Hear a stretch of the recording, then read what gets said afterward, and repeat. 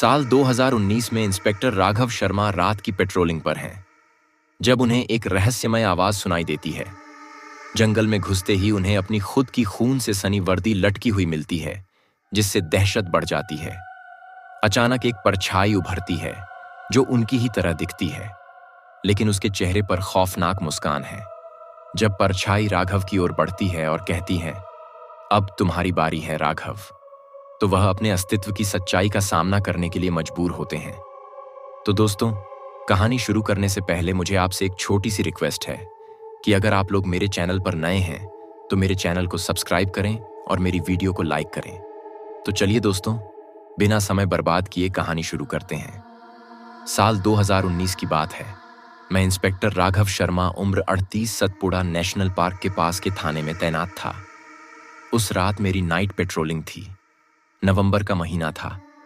ठंडी हवाएं पेड़ों की शाखाओं से टकराकर अजीब सी सरसराहट पैदा कर रही थीं।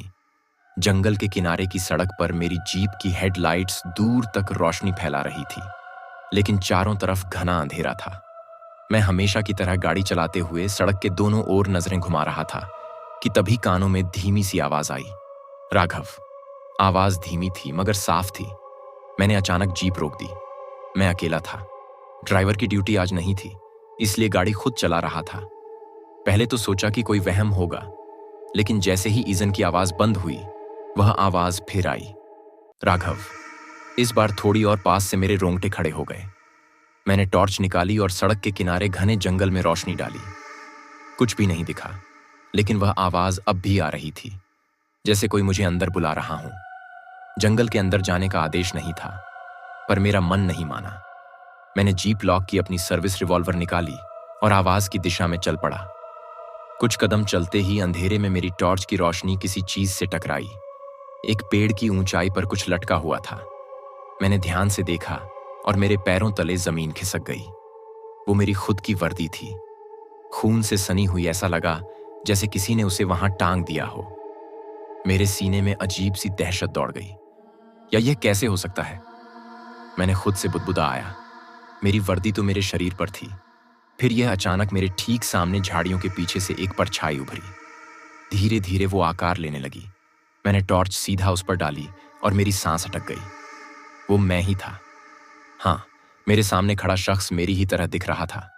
वही कद, वही चेहरा, वही आंखें, पर उसके होठों पर एक अजीब सी मुस्कान थी, एक खौफनाक ठंडी मुस्कान।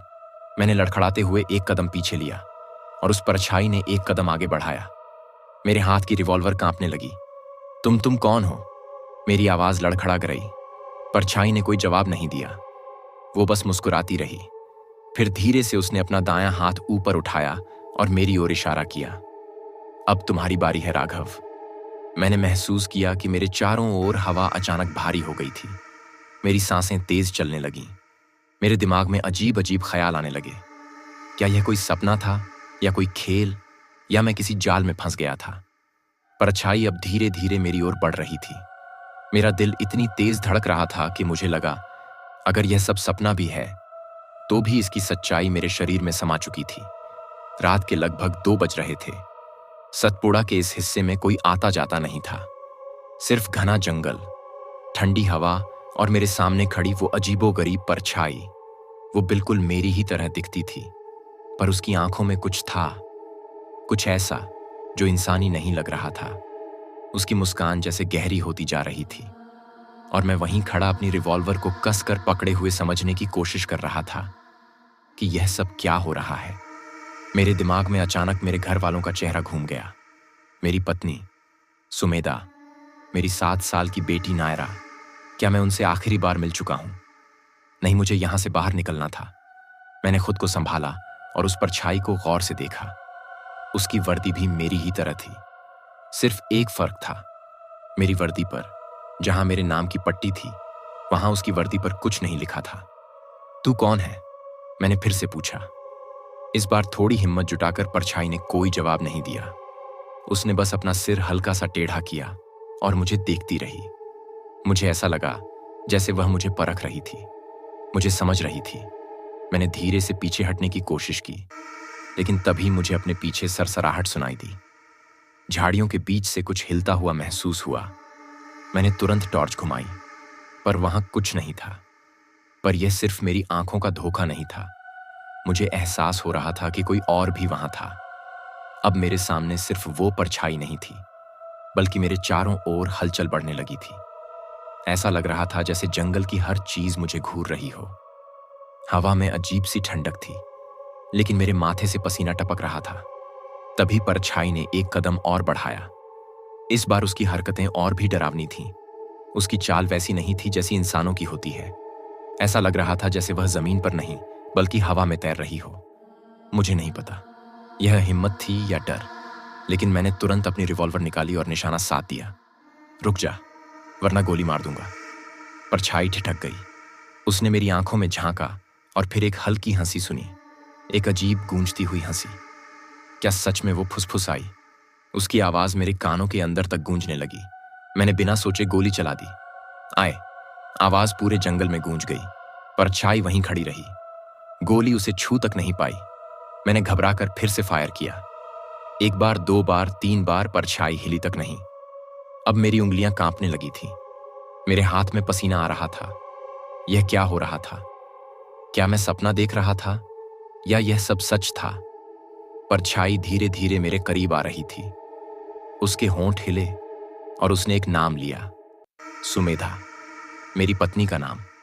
मुझे काटो तो खून नहीं। मेरी आंखें फटी रहा। गई उसे मेरी पत्नी का नाम कैसे पता था? तुझे कैसे पता? मेरी आवाज अब कमजोर हो चुकी थी। परछाई कुछ नहीं बोली।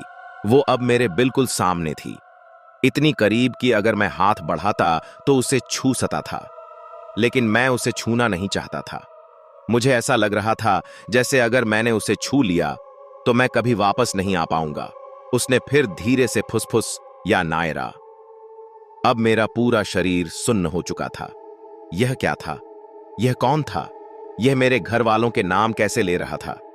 तभी अचानक मुझे पीछे से किसी के पैरों की आहट सुनाई दी, किसी के तेजी से भागने की आवाज। मैंने तुरंत पलट कर देखा और मेरी आंखें फिर से फटी की फटी रह गईं। मेरी पत्नी सुमेधा जंगल के बीच खड़ी थीं, सिर्फ एक नाइटी पहने नंगे पैर। लेकिन यह नामुमकिन था। वो तो घर पर थी, तो फिर यह कौन था? मैंने अपनी आंखें जोर से मली। नहीं, यह सब मेरा भ्रम होगा। सुमेधा यहां कैसे आ सकती है? वह तो घर पर थी, भोपाल में नायरा के साथ, मगर सामने जो खड़ी थी वो बिल्कुल सुमेधा जैसी ही दिख रही थी। वही लंबाई, वही चेहरे की हल्की झलक, वही नाइटी जो मैंने उसे कुछ दिन पहले दिलाई थी। लेकिन उसकी आंखें, उनमें कुछ अजीब था। गहरी सुनी, एकदम खाली। राघव, उसकी आवाज आई, बिल्कुल वैसे ही जैसे हर रात सोने से पहले वो मुझे पुकारती थी। लेकिन इस आवाज में एक ठंडापन था जो मेरी रीढ़ में झुर्री दौड़ा गया। मेरे हाथ अब भी रिवॉल्वर पर जमे हुए थे। मैं समझ नहीं पा रहा था कि यह क्या हो रहा था। मुझे पसीना आ रहा था, जबकि ठंड इतनी तेज थी कि मेरी सांसें भी धुएं जैसी दिख रही थीं। तुम यहां कैसे आई? मैंने खुद को संभालते हुए पूछा। सुमेधा कुछ नहीं बोली। उसने बस धीरे धीरे आगे कदम बढ़ाना शुरू कर दिया। मैं चाहता था कि मैं पीछे हट जाऊं, भाग जाऊं, लेकिन मेरे पैर जमे हुए थे, जैसे जमीन ने मुझे पकड़ लिया हो। पीछे जंगल में FIR फिर से सरसराहट हुई। टॉर्च की रोशनी हल्की हो रही थी। उसकी बैटरी अब खत्म होने वाली थी। फिर अचानक सुमेधा ने हल्का सा सिर झुकाया और मुस्कुराई, ठीक उसी तरह जैसे वह तब मुस्कुराती थी जब वो कुछ छुपा रही होती थी। नायरा कैसी है? उसने धीरे से पूछा। मुझे झटका लगा। अगर यह सच में सुमेधा होती तो उसे यह सवाल पूछने की जरूरत ही नहीं पड़ती। मैंने हिम्मत जुटाई और एक कदम पीछे लिया, लेकिन जैसे ही मैंने ऐसा किया, उसकी मुस्कान और चौड़ी हो गई। तुम डर रहे हो? मैंने कुछ नहीं कहा। मैंने बस अपनी रिवॉल्वर को और कसकर पकड़ लिया। फिर जैसे ही मैंने दोबारा टॉर्च उठी, उसी पल मेरे कानों में एक और आवाज आई। इस बार किसी बच्चे की हंसी थी। नायरा, मेरा पूरा शरीर कांप गया। मेरी बेटी यहां कैसे हो सकती है? जंगल अब और भी ज्यादा स्याह लगने लगा। हवा भारी हो गई थी। ऐसा लग रहा था जैसे मैं अब यहां अकेला नहीं था। राघव, आवाजें अब चारों ओर से आने लगी थीं। हर दिशा से अलग अलग सुरों में मैंने रिवॉल्वर उठाई, लेकिन अब मेरा दिमाग शून्य हो चुका था। मैं यहां से निकल भी पाऊं या नहीं, यह मुझे खुद नहीं पता था। मेरी सांसें बेकाबू हो चुकी थीं। घड़ी देखी, रात के 2:30।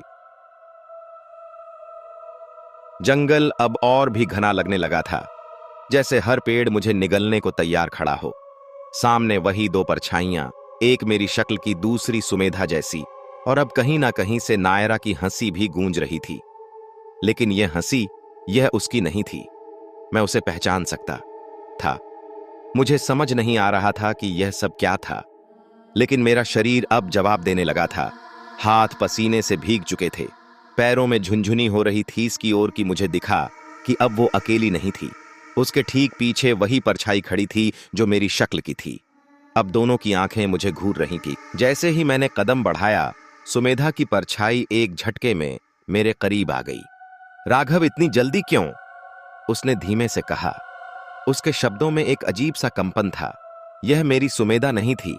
मेरा मन अब भी मानने को तैयार नहीं था, लेकिन मेरा दिमाग चीख चीख कर कह रहा था, यह कुछ और है, कुछ ऐसा जिसे मैं समझ नहीं सकता। नायरा कहाँ है? मैंने हिम्मत करके पूछा। सुमेधा की शक्ल ने मुस्कुराना बंद कर दिया। उसकी आंखें अब अजीब तरीके से चौड़ी हो गई थीं। नायरा कहाँ है? मैंने फिर से पूछा। इस बार और जोर से परछाई ने कोई जवाब नहीं दिया, लेकिन उसके पीछे खड़ी मेरी हमशक्ल परछाई अब धीरे धीरे अपना सिर एक तरफ झुका रही थी। तुम्हें क्या लगता है इंस्पेक्टर साहब? उसकी आवाज अब भी मेरी ही जैसी थी, लेकिन कुछ अजीब था। उसमें मैंने हथियार उठाया और उसकी तरफ निशाना साधा। अगर मेरी बेटी को कुछ हुआ तो, पर मैं अपनी बात पूरी करता। उससे पहले ही सुमेधा की शक्ल हंस पड़ी, लेकिन उसकी हंसी इंसानी नहीं थी। मेरे शरीर में झनझनाहट दौड़ गई। अचानक झाड़ियों में तेज हलचल हुई। किसी के भागने की आवाज आई। कोई था वहां, कोई और। मैंने बिना सोचे झाड़ियों की तरफ दौड़ लगाई। मेरे पीछे अब भी वह दोनों परछाइयां खड़ी थीं, लेकिन मैंने पलट कर नहीं देखा। घड़ी में अब 250 हो चुके थे। मुझे यहां से निकलना था। किसी भी हाल में मैंने बिना पीछे देखे दौड़ लगाई। मेरा दिल इतनी तेज धड़क रहा था कि कानों में सिर्फ उसकी ध्वनि गूंज रही थी। रात का सन्नाटा अब टूट चुका था। मेरे जूतों के नीचे सूखी पत्तियां चरमरा रही थीं और चारों तरफ अजीब सी सरसराहट थी, जैसे कोई मेरे साथ साथ भाग रहा हो। टॉर्च की रोशनी अब भी टिमटिमाती थी, लेकिन उसका उजाला बहुत कमजोर हो चुका था। रिवॉल्वर मेरे हाथ में थी, मगर अब तक मेरे सामने जो कुछ भी हुआ था, उसने मुझे यकीन दिला दिया था कि इस परछाई पर गोली का कोई असर नहीं होगा। मैं बस भागता रहा। अचानक मेरे दाएं तरफ झाड़ियों में हलचल हुई। मैंने टॉर्च उधर घुमाई। रोशनी की एक झलक में मुझे कुछ दिखा। एक छोटी सी परछाई जो किसी बच्चे की तरह लग रही थी। मेरा पूरा शरीर सुन्न पड़ गया। नायरा मेरे मुंह से फुसफुसाना। यह नाम लेते ही झाड़ियों में और हलचल हुई, और फिर एक बहुत ही धीमी मगर तीखी सी हवा में तैर गई। ठीक उसी पल पीछे से वो आवाज आई, राघव। मैंने तुरंत पलट कर देखा। अब वो दोनों परछाइयां मेरे ठीक सामने खड़ी थीं। मेरी शक्ल वाली परछाई और सुमेधा जैसी दिखने वाली चीज, लेकिन इस बार कुछ अलग था। अब उनकी आंखें एकदम काली हो चुकी थीं। गहरी अंधेरे से भरी हुई सुमेधा जैसी परछाई ने अपना सिर थोड़ा सा झुकाया और मुस्कुराई। या हुआ राघव? उसने धीमे से कहा, बिल्कुल वैसे ही जैसे सुमेधा मुझे चढ़ाने के लिए बोलती थी। मुझे अब यकीन हो चुका था यह मेरी सुमेधा नहीं थी, यह कुछ और था, कुछ ऐसा जिसे मैं समझ नहीं सकता था। लेकिन अगर यह सुमेधा नहीं थी तो नायरा जो झाड़ियों में दिखा, वह क्या था? अब मेरे सामने दो सवाल थे। अगर यह सब सच था तो मेरी असली पत्नी और बेटी कहां थी? और अगर यह सब सिर्फ मेरा भ्रम था तो भी मैं इससे बाहर कैसे निकल सकता था? हवा अब भी भारी हो रही थी। जंगल के पेड़ अब बहुत ऊंचे और अजनबी लग रहे थे। ऐसा लग रहा था जैसे यह जंगल अब मेरा नहीं था, मैं किसी और की जगह पर था। मेरे कदम अब जमे हुए थे। परछाइयां अब भी मुस्कुरा रही थी, और फिर एक और आवाज आई। इस बार बिल्कुल मेरी ही आवाज में, अब तुम्हारी बारी है, राघव। मेरे कानों में गूंजती मेरी ही आवाज एकदम साफ, लेकिन उसमें कुछ ऐसा था जो मेरी रूह तक ठंडा कर रहा था। रात का वक्त और भारी हो चुका था। अब घड़ी में 255 बज रहे थे। हवा जैसे ठहर गई थी और जंगल के हर कोने में सिर्फ एक ही चीज महसूस हो रही थी, कोई देख रहा था मुझे। हर तरफ से मेरे सामने खड़ी वो दो परछाइयां, एक मेरी शक्ल की, दूसरी सुमेधा जैसी, लेकिन अब उनके पीछे भी हलचल थी। झाड़ियों के बीच और भी कुछ था, कोई और। मेरे हाथ अब भी रिवॉल्वर पर थे, लेकिन मैं जान चुका था कि यह हथियार इस चीज के खिलाफ बेकार था। फिर अचानक नायरा की हंसी फिर से गूंज उठी, लेकिन इस बार बहुत पास से। मेरे पैरों में बिजली सी दौड़ गई। अगर यह सब झूठ भी था, अगर यह सिर्फ कोई जाल था भी, तो भी मैं अपनी बेटी की आवाज को अनसुना नहीं कर सकता था। मैंने एक पल के लिए उन परछाइयों को देखा। वह आई वहीं खड़ी थी, बिना हिले डुले। फिर मैं झाड़ियों की तरफ भाग पड़ा। रास्ता ऊबड़ खाबड़ था, कांटे मेरे कपड़ों में फंस रहे थे। टॉर्च की रोशनी अब बस जल बुझ रही थी, लेकिन मैं बस भागता रहा। हर कदम के साथ वह हंसी और पास आ रही थी। नायरा, मेरी बच्ची, अगर वह सच में यहां थी तो मुझे उसे बचाना था। और फिर अचानक मेरी टॉर्च की रोशनी एक जगह पर जाकर रुकी। मेरी सांसें अटक गईं। सामने ठीक पेड़ के नीचे नायरा खड़ी थी, नाइटी पहने, नंगे पैर, सिर झुका हुआ। मैं वहीं रुक गया। नायरा, मेरी आवाज कांप रही थी। उसने धीरे धीरे सिर उठाया। उसकी आंखें पूरी तरह काली थीं और फिर उसके होंठ हिले। अब तुम्हारी बारी है पापा। मेरे पूरे शरीर में झुरझुरी दौड़ गई। घड़ी अब बजा रही थी।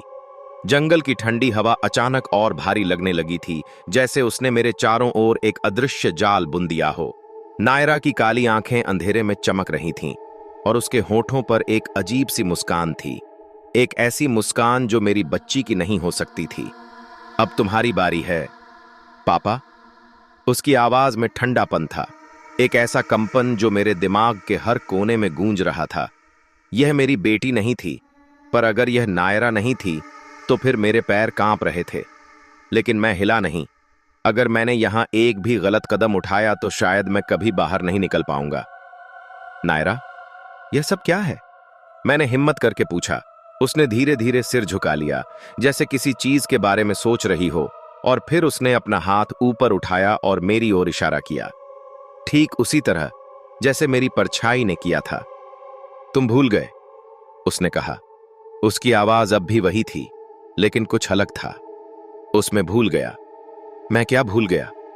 मेरी सांसें तेज चलने लगीं। मेरा दिमाग अब अतीत की तरफ भागने लगा। क्या मैं पहले भी की चुप्पी थी? ऐसी चुप्पी जो हर चीज को सुन्न कर रही थी।